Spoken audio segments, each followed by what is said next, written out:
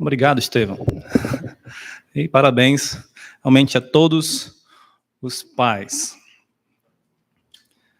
Há um versículo, pensando em Dia dos Pais, um versículo que é muito comum encontrarmos na casa dos crentes, às vezes na parede, um quadro, ou mesmo na porta, é aquele versículo que se encontra no livro de Josué, capítulo 24 e versículo 15, né?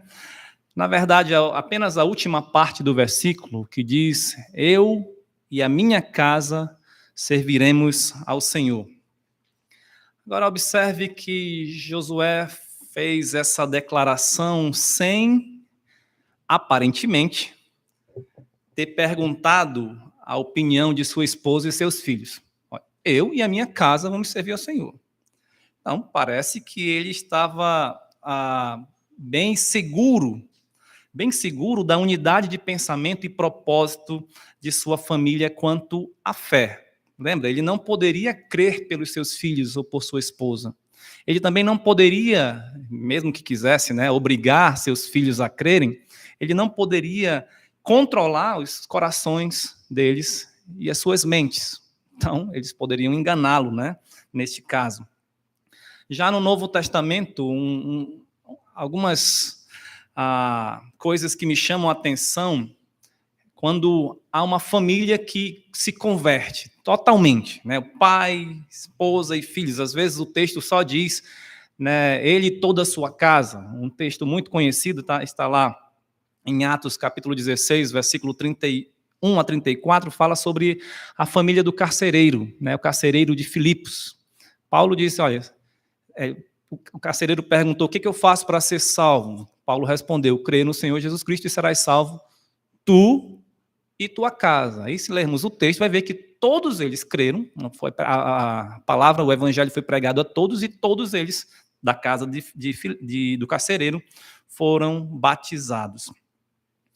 Talvez, se você já está pensando vamos dizer, na cosmovisão atual, na nossa sociedade atual, você pode tentar explicar, isso aí ocorria por causa da cultura do patriarcado, Logo, toda a família tinha que seguir o que o pai determinava, Se o pai crê nisso, todo mundo tinha que crer nisso. Se o pai vai para cá, todo mundo vem para cá. Como disse Faraó a José, se ele pedir para levantar a mão ou o pé, o filho, a esposa vai ter que obedecer. Considerando a divulgação maciça da agenda feminista em nossa sociedade atual, pela mídia em geral, eu acredito que, juntamente com a figura masculina, a imagem do pai tem sofrido uma desconstrução terrível. Terrível. Será que você consegue perceber isso? Será que você consegue perceber isso naquilo que muitos políticos falam, naquilo que muitos intelectuais que estão aí na mídia falam? Será que você percebe isso nos filmes de hoje em dia, nos filmes de heróis de hoje em dia também? Será que você mesmo já não está enxergando o mundo usando as lentes de uma cosmovisão antibíblica? Faça um teste. Para você, o que é ser homem? O que é ser um homem? Vamos ler alguns versículos. Isso é para um teste. Tá? Eu vou ler aqui, só ouça, não precisa, porque são vários. Eu quero que você perceba o que vem os seus sentimentos. 1 Reis 2, 1 e 2. Aproximando-se os dias da morte de Davi, deu ele ordens a Salomão, seu filho, dizendo: eu vou pelo caminho de todos os mortais. Coragem, pois, e ser homem. Eita, que cara machista, Ser homem. Homem não chora. O que ele quer dizer? Ser forte. 1 Coríntios 11, 7. Porque, na verdade, o homem não deve cobrir a cabeça, por ser ele imagem e glória de Deus. Mas a mulher é a glória do homem. Efésios 5, 22 a 24. As mulheres sejam submissas ao próprio marido como ao Senhor, porque o marido é o cabeça da mulher, como também Cristo é o cabeça da igreja, sendo este o salvador do corpo, Como, porém, a igreja está sujeita a Cristo, assim também as mulheres sejam em tudo submissas ao seu marido. 1 Timóteo 2, 11 e 12. A mulher aprenda em silêncio, com toda a submissão, e não permito que a mulher ensine nem exerça autoridade de homem, esteja, porém, em silêncio. 1 Pedro 3, 1, 5 e 6. Mulheres, sede vós igualmente submissas ao vosso próprio marido, para que, se ele ainda não obedece à palavra, seja ganho sem palavra alguma, por meio do procedimento de sua esposa. Versículo 5. Pois foi assim também que a si mesmas se ataviaram outrora as santas mulheres que esperavam em Deus, estando submissas ao seu próprio marido, como fazia Sara, que obedeceu a Abraão, chamando-lhe Senhor, da qual vós vos tornastes filhas, praticando o bem e não temendo perturbação alguma. Eu fiz uma ênfase aqui proposital, né? Se você entende corretamente esses versículos de acordo com os seus contextos, a gente não tem tempo de explicar todos os contextos aqui, se lembra? Isso é só um teste. Você deve concordar com a vontade de Deus, você deve praticar essa vontade de Deus e ensiná-la aos seus filhos. Agora, se você ficou aí cheio de coceira, né, começando a se indignar e tudo durante a leitura, por não concordar com o conteúdo lido, você já deve estar influenciado pelo pensamento deturpado deste século. Sendo assim, lembre-se do que Paulo diz na carta aos Efésios, que é para onde nós vamos hoje. Efésios 5, versículos 15 e 17. Portanto, vede prudentemente como andais, não como nécios, e sim como sábios, remindo o tempo, porque os dias são maus. Por esta razão não vos torneis insensatos, mas procurai compreender qual a vontade do Senhor. Então, qual a vontade do Senhor para a família, especialmente em relação aos pais? E eu estou falando aqui dos homens pais, né, os que têm filhos. Gostaria de meditar na seguinte verdade, né, de hoje. Deus criou o pai para o bem da família. Já faço a ressalva, Deus criou a mãe também para o bem da família, mas como hoje é dia dos pais, o pastor Valnei sempre diz isso, como hoje é dia dos pais, vamos enfatizar aqui o que a Bíblia fala em relação aos pais. Deus criou o pai, ou os pais, para o bem da família. Em Efésios 5, nós veremos que, segundo o temor do Senhor, há bênçãos, existem bênçãos na paternidade na família. Né? O título que eu dei a esse sermão é paternidade, aliás, presença paterna, bênção divina. Então, em primeiro lugar, veremos aqui que uma das bênçãos da paternidade, e especialmente agora em relação aos filhos, vamos falar aos filhos, é a obediência dos filhos. A obediência dos filhos aos pais expressa virtude. Virtude. Efésios 5, 6, versículo 1. Filhos, obedecei a vossos pais no Senhor, pois isto é justo. Honra teu pai e tua mãe, que é o primeiro mandamento com promessa. Qualquer instituição organizada necessita de uma estrutura de funções e hierarquia entre seus membros para que haja um bom funcionamento. Deus instituiu a família, né? E ao formar ali o primeiro casal, Adão e Eva. Os filhos são um fruto natural do casamento, sendo os pais os líderes. A ordem de Deus aos filhos é que obedeçam e honrem aos seus pais. A palavra aqui poderia ser traduzida como progenitores, pai e mãe. Então, os filhos devem honrar pai e mãe, seus progenitores, tá? Obedecer ao pai é justo. É por isso que eu estou colocando aqui como a obediência dos filhos aos pais expressa virtude, porque essa palavra justo aqui significa algo que é reto, que é certo, que é virtuoso, que é belo, que é apropriado, adequado, que é correto. É justo, isso é justo. Podemos conjecturar aqui alguns motivos básicos para isso. Por que obediência aos pais é algo virtuoso, é algo justo? Bom, assim como Deus requer adoração e obediência das suas criaturas por ser Ele o Criador, os filhos devem obedecer aos seus pais porque eles os geraram, né? Além disso, pesa sobre os pais a responsabilidade de cuidar, sustentar, educar seus filhos. Essa é uma missão digna de reconhecimento e alta consideração. Por isso, é justo, é correto, é bonito o filho obedecer pai, obedecer sua mãe. A obediência dos filhos aos pais também deve ser no Senhor. Saber que obedecer aos pais é justo é uma razão para essa atitude de obediência dos filhos, né? Olha, eu sei que é correto obedecer meus pais, então eu vou obedecer por causa disso.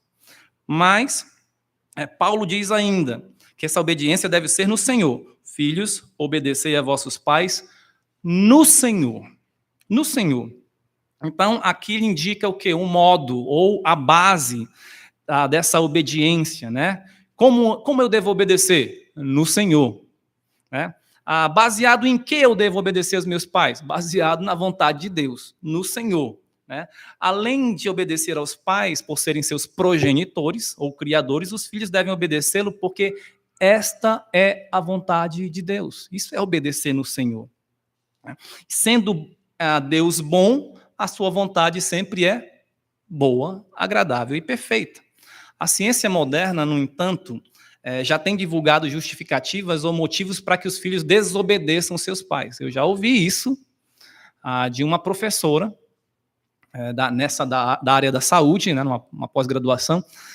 Ela disse, olha, os filhos precisam dizer não para os seus pais porque isso firma, isso fortalece a sua personalidade. Percebe? Então desobedecer o pai, nesse caso, é uma coisa boa. Né? O filho amadurece, o filho, né, fica forte. Perceba? É uma forma de dizer que a desobediência não é pecado. Que a obediência nem sempre é algo negativo. Lembra? A obediência é justo. É algo justo. A desobediência, pelo contrário, é injusto. É errado, é feio. Né? Então, tomemos cuidado. Às vezes, essas justificativas da ciência moderna ou da pedagogia moderna se comporta como Deus. Isso aqui que é o correto, não o que a palavra de Deus está dizendo. Né? Não o que a palavra de Deus está dizendo.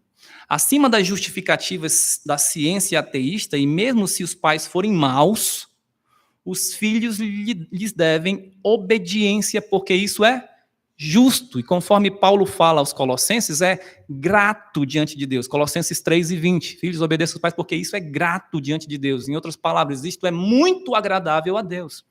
Então, eu obedeço ao meu pai porque é correto, obedeço ao meu pai porque essa é a vontade de Deus, e obedeço ao meu pai porque isso agrada a Deus. Então, percebe como o temor de Cristo é fundamental para promover a obediência dos filhos aos pais? O versículo 21 de Efésios 5 diz, sujeitando-vos uns aos outros no temor de Cristo. Então, a partir daí, do versículo 22 em diante, aí começa a falar sobre as relações na família. Então, o segredo aqui, para que os filhos obedeçam ao pai, para que haja um bom relacionamento entre pais e filhos, é o temor do Senhor. Por isso filhos, obedecei vossos pais no Senhor, conforme o temor do Senhor, segundo a vontade de Deus, influenciado por Deus, pelos seus ensinos. Isso é obedecer no temor do Senhor. Percebe como o temor de Cristo, então, é o segredo. Sem o temor de Cristo, não haverá obediências ou motivo para obedecer. O filho pode obedecer a seus pais por vários motivos, é claro. Como, por exemplo, interesse próprio. Lembra aquele pai que gosta de fazer barganha? Meu filho, se você fizer isso para o papai, eu te dou isso. Então, o filho obedece por interesse próprio. Não porque ele quer honrar o pai, obedecer o pai porque é justo. Ele quer obedecer o pai porque ele vai ter uma vantagem. Ele pode obedecer por medo. Se eu não fizer isso, o papai vai fazer algo ruim comigo. Ele pode obedecer simplesmente por amizade. Ah, meu pai é meu amigão. Ele pode obedecer por cumplicidade. Os dois estão fazendo alguma coisa, né, que eles gostam muito ou alguma coisa muito errada também. Né? Cumplicidade pode ser para os dois lados. Mas essas coisas revelam apenas uma ética pragmática, ou seja, a ética dos resultados. Eu faço aquilo que é bom para mim, que vai me trazer um bom resultado. Não é por princípios virtuosos. Lembra? A obediência dos filhos aos pais expressa virtude. Isso é correto, isso é justo. Se eu obedeço ao pai só porque eu quero ganhar algo em troca, isso não é virtuoso. Isso é egoísmo. Logo, se o filho achar que os resultados não são bons, ele deixará de obedecer aos pais. Por outro lado, alguém pode obedecer seus pais só por estar condicionado a uma tradição. Se o filho for seduzido por outro pensamento, ele tem essa tradição. Se ele for seduzido por um outro pensamento, ele poderá deixar de seguir essa tradição e seguir outro caminho. Por exemplo, os filhos pequenos, enquanto estão em casa, eles sabem, eu tenho que obedecer meu pai e minha mãe. Às vezes começam a ir para a escola, aí começam a ouvir certas coisas de outros coleguinhas, começam a perceber que as famílias são diferentes, aquele coleguinha não faz bem o que o pai diz, ele começa a ouvir algumas histórias, aí vai crescendo, vai amadurecendo assim, em outras questões, né? Aí vem as ideologias e tal, olha, você não pertence a seus pais, não. Ó, se seu pai fizer isso, ele está abusando de você. Cuidado, não é assim, não. Você tem sua própria vontade. Aí ele passou de uma tradição para outra. Então, ele não amava bem o pai. Ele não fazia porque achava que era correto. Ele fazia simplesmente porque estava seguindo o fluxo. E agora ele seguiu outro rumo, outro fluxo. Muitos filhos, quando crescem, fazem outras amizades fora da família, vão para as universidades, conhecem outras filosofias de vida, acabam por desprezar os ensinos dos pais e deixam de obedecê-los. Meu pai, que era meu herói quando era criança, agora é um bobão. Ele não sabe de nada. Na verdade, meu professor é que sabe. Contudo, de acordo com o ensino bíblico, os filhos devem obedecer aos pais no Senhor. Isto é, por causa de Deus, segundo a vontade do Senhor, envolvido por sua influência, dirigido por Ele, porque é justo e agradável diante dEle. Neste caso, o filho não deve se preocupar meramente com os resultados, ou ficar preso a uma regra tradicional, mas deve fazer a vontade de Deus, porque isso é bom e justo, isso é virtuoso. Lembre-se dos dois filhos da parábola do filho pródigo. O mais novo seguiu a ética pragmática. Eu vou atrás dos resultados, eu vou fazer o que eu quero. E vou ter muito dinheiro, vou gastar do jeito que eu quero.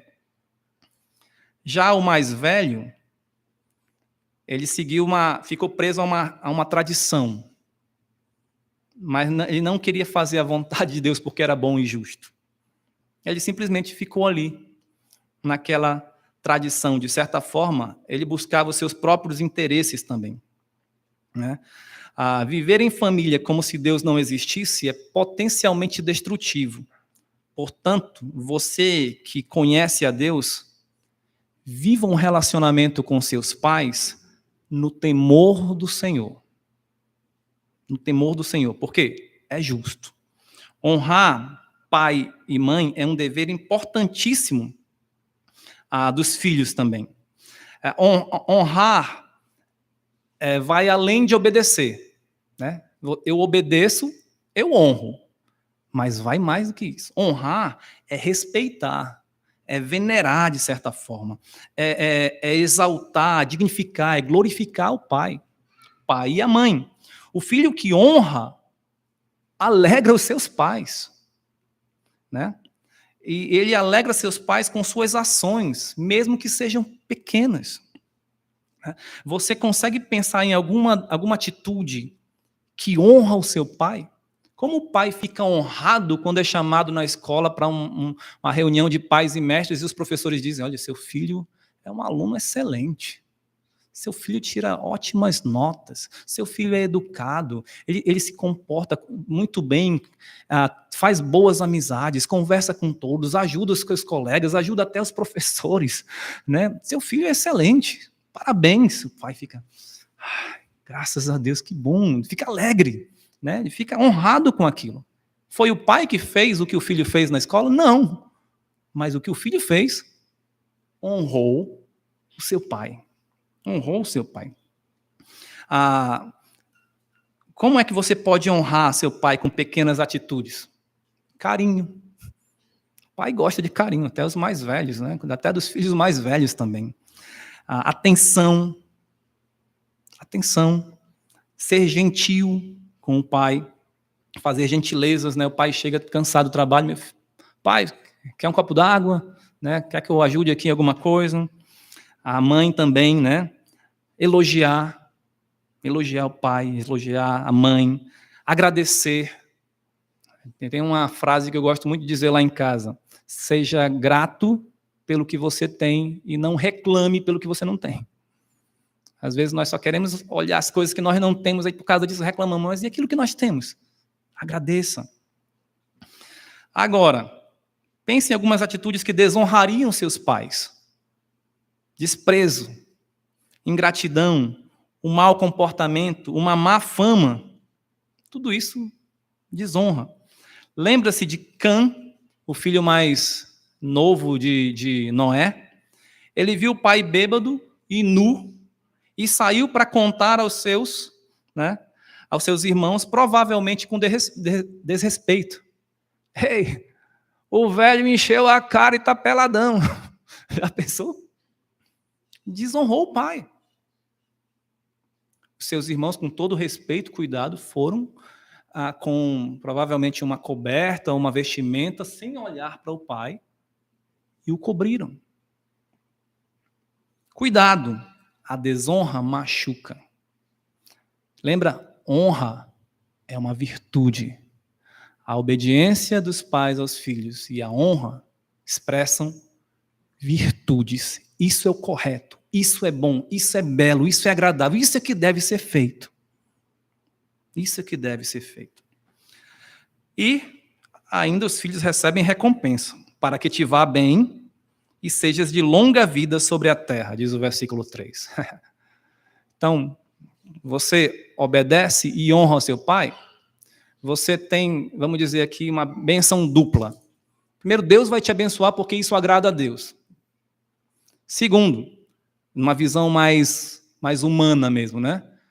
Se o seu pai te ensina corretamente e você obedece o seu pai, realmente você vai ter uma vida melhor qualidade de vida. Ou seja, o seu pai não quer que você saia com amigos ruins, né?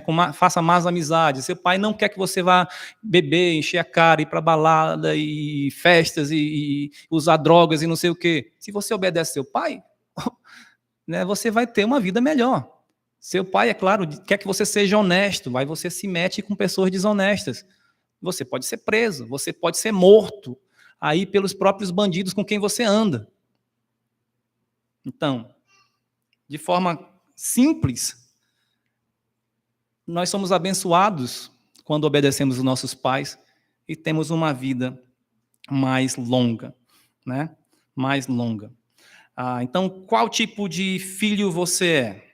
Aquele que honra e obedece o pai, ou aquele que despreza seu pai, não andando no temor do Senhor? Espero que você seja um filho sábio, um filho que anda no temor do Senhor. Deus criou o pai para o bem da família. A liderança no lar implica em autoridade e obediência. E isto implica em um ambiente organizado, saudável, de boa qualidade de vida e virtuoso. Nós aprendemos a respeitar a autoridade em casa. Nós aprendemos a honrar, ter respeito em casa. Segundo lugar, agora mais diretamente aos pais. A criação dos pais aos filhos produz maturidade. Produz algo saudável, um crescimento, um fortalecimento na família. Versículo 4. Vós, pais, Não provoqueis vossos filhos a ira, mas criai-os na disciplina e na admoestação do Senhor. No versículo 4 aqui, Paulo diz, vós pais, mas há um detalhe aqui que nós não percebemos em nossas traduções das Bíblias em português. Lembra que eu falei que os pais do versículo 1 é progenitores, né? Pai e mãe. A palavra grega traduzida por pais no versículo 4 não é a mesma citada no versículo 1, né? Mas ela parece se dirigir especialmente aos pais homens, aos homens, né? Pateres, em vez de progenitores, é os homens, os pais, os homens. Por quê? Talvez porque o homem era o líder do lar, é o líder da família. E isso fica muito claro no contexto, se nós fôssemos ler todo o capítulo 5, né, e restante do capítulo 6, nós veríamos que o homem é o líder do lar, lembra? Porque o marido é o cabeça da mulher, ele é o líder do lar. Então a responsabilidade é dele, principal. Aí Paulo, para se vir aos homens, vocês pais, não irritem seus filhos, né? Vocês pais, não provoquem vossos filhos a ira. Por quê? Porque naquele contexto, a maior responsabilidade do ensino, da educação, era do homem, do pai. Se o homem está ali ensinando o seu filho e está brigando o tempo todo com ele num ensino esquisito, né? O filho fica irritado. Se o pai também não ensina o filho, ou seja, ele negligencia a sua responsabilidade, o filho também vai ficar irritado. Por quê? Porque ele não está aprendendo o que deveria aprender. Aliás, quando não aprende o que deveria aprender, aprende coisa errada, né? Aprende coisa errada. Então, o pai é o líder da família. Isso fica muito claro aqui. Aí você diz, tá vendo? A Bíblia é machista, propagadora do patriarcado opressor. Será que essa ideia realmente está no texto? Claro que não, de modo nenhum. Se analisarmos bem, fica evidente nossa proposição de que Deus criou o pai para o bem da família. A presença paterna é uma bênção divina. Quem é o responsável, o principal responsável pela educação dos filhos? O pai. Isso é ser machista? O que o machista faz? Coloca na responsabilidade da mãe. Eu não. Eu vou trabalhar, vou ganhar dinheiro, você fica cuidando aí. Você que cuida da educação dos filhos. Isso não é machista. O pai é o responsável. Deus está cobrando de quem aqui? Do pai. Deus cobrou de quem lá no Éden? Adão.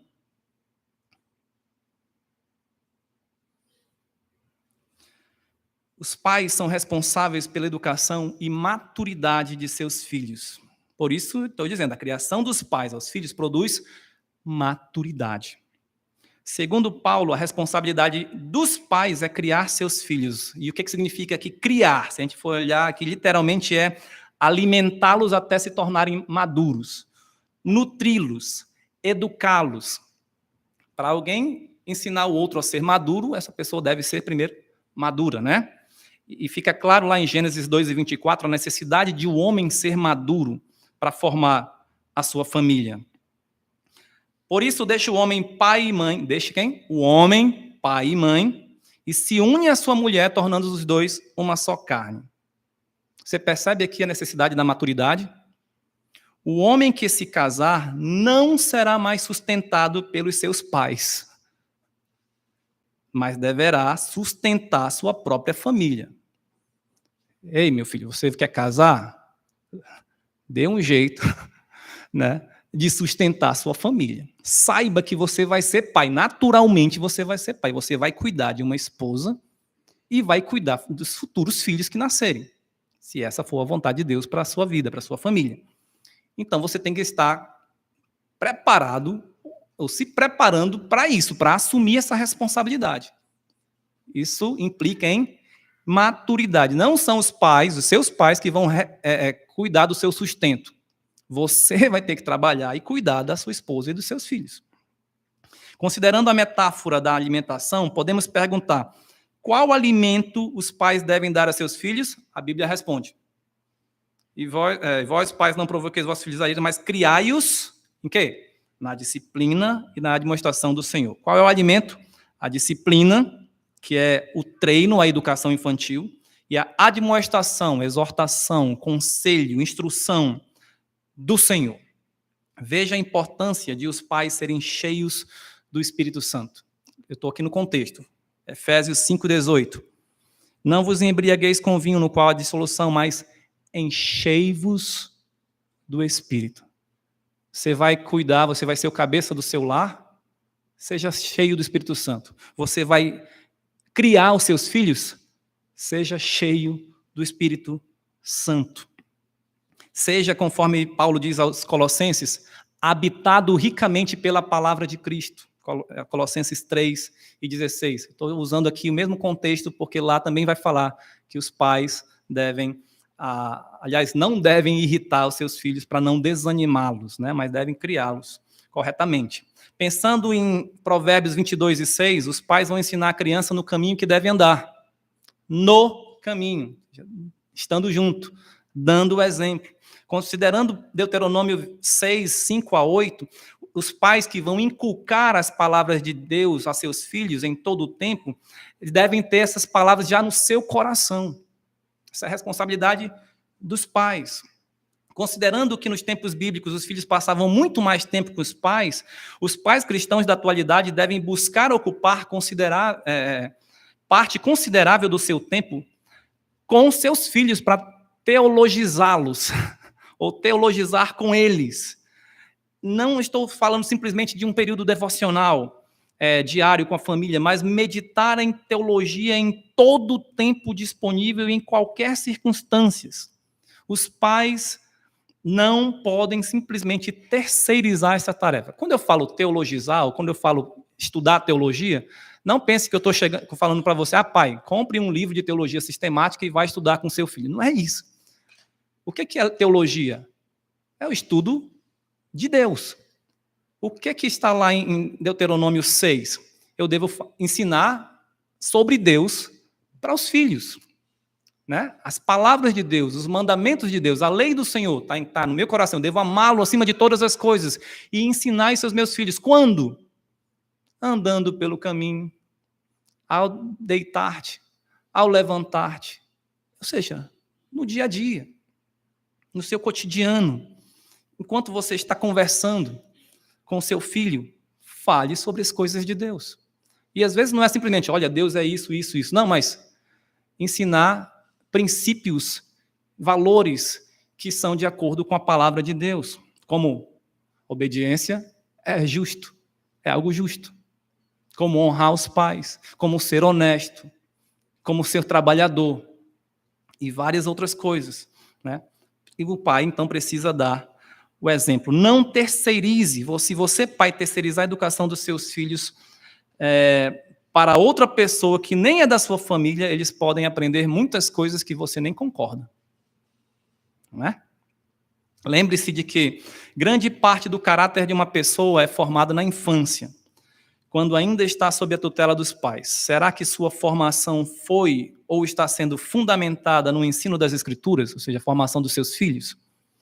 Se a palavra de Deus, de Cristo, não habitar ricamente nos pais, como vai habitar no lar? Veja, então, a maturidade saudável dos filhos depende de duas presenças. Um pai presente, a presença do pai, junto com os filhos, junto com a família, e a presença da palavra de Deus na vida do pai. Não adianta nada. A falta do ensino paternal no temor do Senhor acarretará muitos males. Vós, pais, não provoqueis os vossos filhos a ira. Eu já li várias pesquisas, ou algumas pesquisas, que constataram que filhos que não têm pai, ou pelo menos não têm uma referência masculina responsável, no seu lar, na sua casa, sofrem grandes prejuízos na sua vida.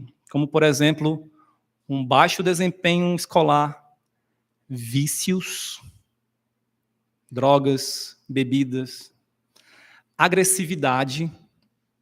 Alguém pensa aí, o homem é mais agressivo, então o homem vai ensinar o filho a ser agressivo. Pelo contrário, quando não tem homem no lar, parece que os filhos são mais agressivos ainda. Instabilidade emocional, problemas de relacionamento e muitos outros, porque não há um pai presente. E cuidado, pode haver filhos órfãos de pais presentes, pais vivos, pais que estão ali, mas não cumprem seus papéis. Uma família que é muito visada na igreja é a família do pastor. Ela pode servir bem de exemplo ou de escândalo. 1 Timóteo 3, 4 e 5 diz, um pastor, fica desqualificado se ele não souber governar bem a sua própria casa, criando os filhos sob disciplina, com todo o respeito.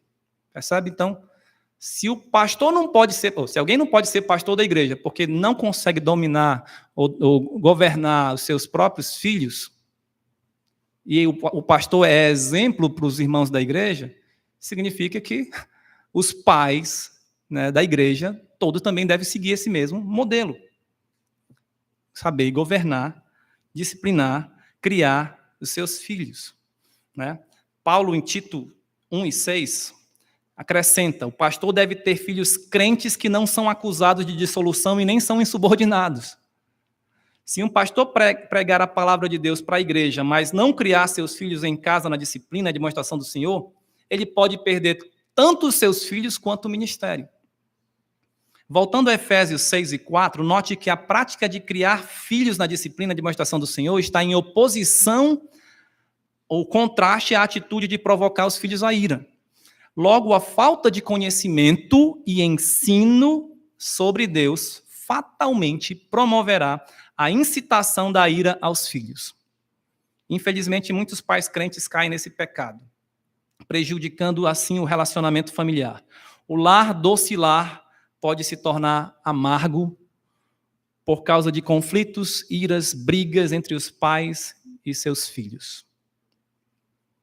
Algumas formas dos pais provocarem seus filhos à ira pecaminosa são não amando corretamente.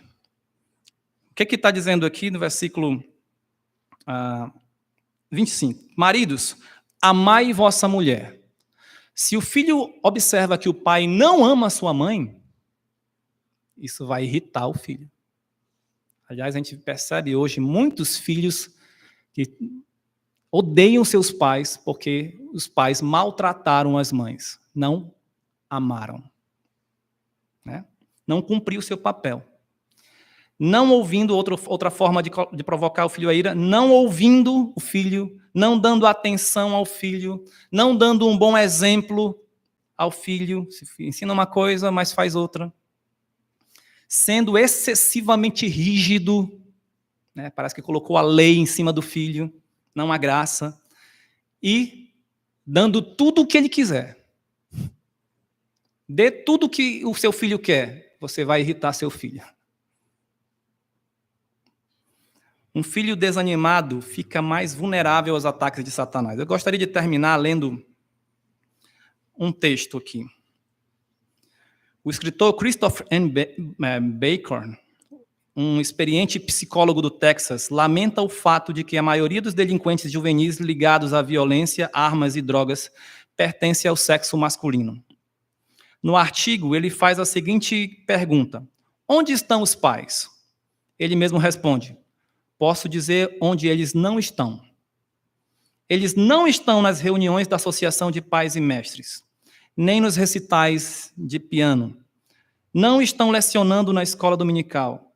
Você não os encontrará no consultório de um pediatra carregando uma criança doente. O senhor Bacon deixa no ar a seguinte pergunta: o que aconteceria se os pais ociosos dos Estados Unidos começassem a passar um pouco de tempo com seus filhos? Se esses pais passassem mais tempo com seus filhos, isso poderia exercer influência no futuro do casamento e do divórcio. Não são apenas os rapazes que não sabem como um homem deve se comportar. Muitas moças também não o sabem e pouco aprenderam sobre o que significa um relacionamento saudável entre um homem e uma mulher. O psicólogo encerra o artigo com o que ele chama de uma dose de desesperança, concluindo que o pai norte-americano não é encontrado em nenhum lugar. A pergunta agora é: onde está você, pai? Você está amando a sua esposa como Cristo amou a igreja? E auxiliado por ela, você está criando os seus filhos na disciplina e administração do Senhor? Ou está negligenciando o seu papel de marido e pai? Talvez você não tenha tido uma referência de um bom pai na sua vida, mas pode tê-la em Deus. Versículo 1, capítulo 5. Sede, pois, imitadores de Deus, como filhos amados. Os pais são representantes de Deus diante dos filhos. Deus foi quem lhe deu seus filhos. E quando um filho obedece seu pai, está também obedecendo a Deus. Paulo diz: sede, pois, imitadores de Deus como filhos amados. Como filhos de Deus, nós devemos imitar o nosso Pai Celestial. E você? Quando seus filhos o imitarem, será que imitarão a Deus? Será que já conhecem ou estão conhecendo a vontade de Deus através do seu ensino? Ande no temor do Senhor. Você será um pai que reflete o caráter, que refletirá o caráter de Deus, o Pai eterno. E será uma bênção para a sua família. Enfim, afirmamos que a presença paterna na família é uma bênção divina, pois Deus criou o pai para o bem da família. Isto glorifica a Deus. Vimos duas razões principais que atestam essa afirmação, baseadas em Efésios 6, de 1 a 4. A obediência dos filhos aos pais expressa virtude na família, e a criação dos pais aos filhos produz maturidade saudável e necessária para a família e para a sociedade. O segredo de tudo isso está no temor do Senhor. O temor do Senhor no relacionamento familiar produz pais presentes, filhos obedientes, cheios do Espírito Santo e habitados pela palavra de Cristo. Que os nossos lares sejam sempre conduzidos no temor do Senhor. Amém? Senhor, nosso Deus e Pai, muito obrigado, porque Tu és o nosso Deus, Salvador, o nosso grande modelo como Pai. Pois o Senhor é quem governa todas as coisas e quem criou todas as coisas e que nos ama acima de qualquer coisa, com um amor perfeito e eterno. Ajuda-nos, Senhor, como pais, a Te imitarmos, cuidarmos dos nossos filhos, criarmos na Tua disciplina e na Tua admoestação. Também, Senhor, dirige os filhos para que obedeçam e honrem a seus pais, porque isso é justo e porque isso é muito agradável a Ti. E que o Senhor seja glorificado através das nossas famílias, das famílias da nossa igreja. Que sejamos um bom testemunho e uma luz neste mundo de valores invertidos e antibíblicos. É o que peço em nome de Jesus. Amém. Vamos cantar Vem Nosso Lar Abençoar.